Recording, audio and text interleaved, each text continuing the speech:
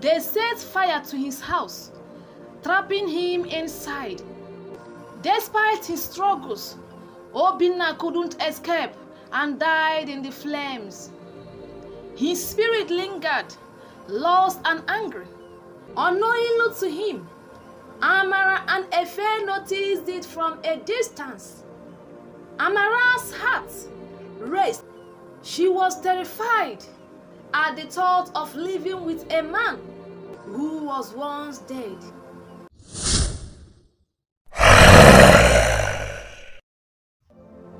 There lived a man named Obina. He was known for his kindness and intelligence, working as a teacher who guided the village youths. But jealousy blew nearby. One night, his closest friend, Ayo, betrayed him. Ayo led a group of armed men to ambush Obina on his way home. They set fire to his house, trapping him inside.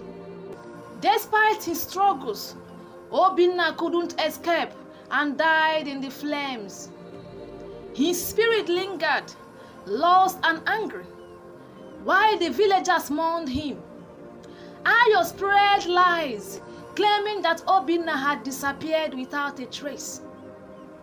For a year, Obina's spirit wandered, seeking peace. Then he reincarnated in a distant city, far away from his past life. In his new life, he was named Chika. Growing up in a busy neighborhood, he wanted to forget everything. With a new name, he thought he could escape his old life. As he grew older, he discovered the love for cooking. Chika opened a small eatery, famous for its delicious local dishes. His eatery became a popular spot, filled with laughter and joy, a stark contrast to the pain of his past. Chika married a beautiful woman named Amara, and they had 3 children. Amara helped serve customers at the eatery, and the children would come home from school to greet their father. Chika poured his heart into his cooking and family life, but a feeling of emptiness lingered inside him, something he couldn't explain. One hot afternoon, while walking in the kitchen, Chika noticed a familiar face among his customers. It was Efe, a friend from his childhood. Efe had traveled to the city, and something about Chika felt oddly familiar. Efe ordered a meal and watched Chika closely. He couldn't shake the feeling that he knew him, but he wasn't sure. Days passed, and Efe returned to the eatery, still trying to figure out why Chika seemed so familiar. Each time, he looked for a sign that would confirm his thoughts. Chika, aware of Efe's gaze, wore long sleeve and an apron that concealed his arms. He didn't want anyone recognizing him, especially Efe. Finally, Efe couldn't hold back any longer. He approached Amara, asking, "Have you noticed any mark on him, like scars on your husband's hand?" He inquired quietly. Amara was surprised. "Marks? I haven't really checked," she replied, feeling a strange sense of curiosity. Efe explained that if Chika had a particular mark, it could mean he was Obina, who had died years ago but returned to life. Amara felt a shiver run down her spine. She had been living with a man who might be a reincarnation of her husband's deceased brother. That night, as they prepared for bed, Amara couldn't shake her curiosity. She gently tried to check Chika's arm for any scars, but he wore tight-fitting pajamas that made it difficult to see anything.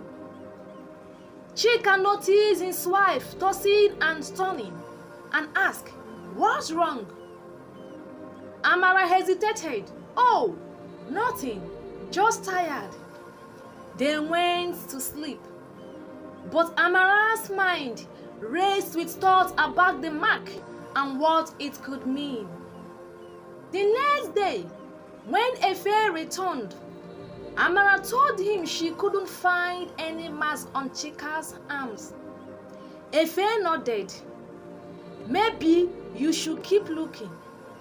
I'm sure there is something there." As days went by, Amara felt uneasy. What if her husband really was the reincarnation of someone who had died? She began to fear the truth. What if he was hiding something from her? But Chika continued to wear long sleeves, avoiding chance for her to see his arms. As days turned into weeks, Efe returns to the eatery often, always watching Chika. He felt that Chika was hiding something, but he couldn't figure out what it was. Then one hot afternoon, while the eatery was bustling with customers, a group from Obina's village came in. Among them was his family, who had not forgotten their lost son. They were drawn in by the delicious aroma of the food, but they were also searching for answers. Efe felt a chill run through him. This could be moments of truth.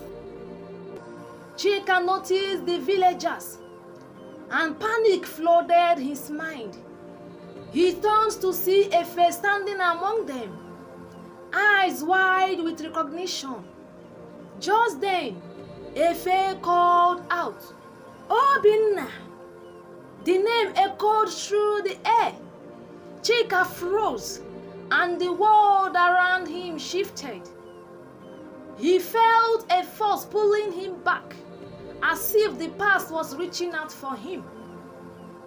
He locked eyes with Efe, who seemed to understand. Efe pointed to Chika's arm, looking for a mark that could prove who he really was. On that hot afternoon, Chika forgot to wear long sleeves because of the heat. He wore a short-sleeved shirt, exposing the mark on his arm. Unknowingly to him, Amara and Efe noticed it from a distance. Amara's heart raced as she realized that the mark looked like just the one Efe told her Obina had. She was terrified at the thought of living with a man who was once dead. Efe, recognizing the mark, felt a rush of certainty. This was indeed Obina, so he reincarnated. Oh goodness. Before Chika could think, he felt a sudden rush. His memories flooded back the fire, the betrayal and the pain. He staggered back. Just as he was about to vanish, he saw a determined face. "Obina, is that you?" Efe shouted, desperate for answers. In that moment, of course, Chika's new family, including Amara and their 3 children, felt the weight of what was happening. They rushed forward, calling out for him, "Daddy!" But just like that, Chika disappeared, leaving behind the bustling eatery and the joy it was had. The villagers and the family stood in shock. unable to comprehend what had just happened. Amara and the children cried, their world shattered. Though Chika was gone, the essence of Obina remained. Amara held onto the memories of her husband and the love they once shared. While Efe vowed to keep the story alive, he gathered the villagers to tell them what had happened, ensuring that Obina would never be forgotten. The cycle of life and death continued, reminding everyone that while names and faces may change, the soul remained eternal, connecting lives across time and space. Thank you for watching. What story have you heard about reincarnation? Do you truly believe in reincarnation? Drop a comment. Let us read from you.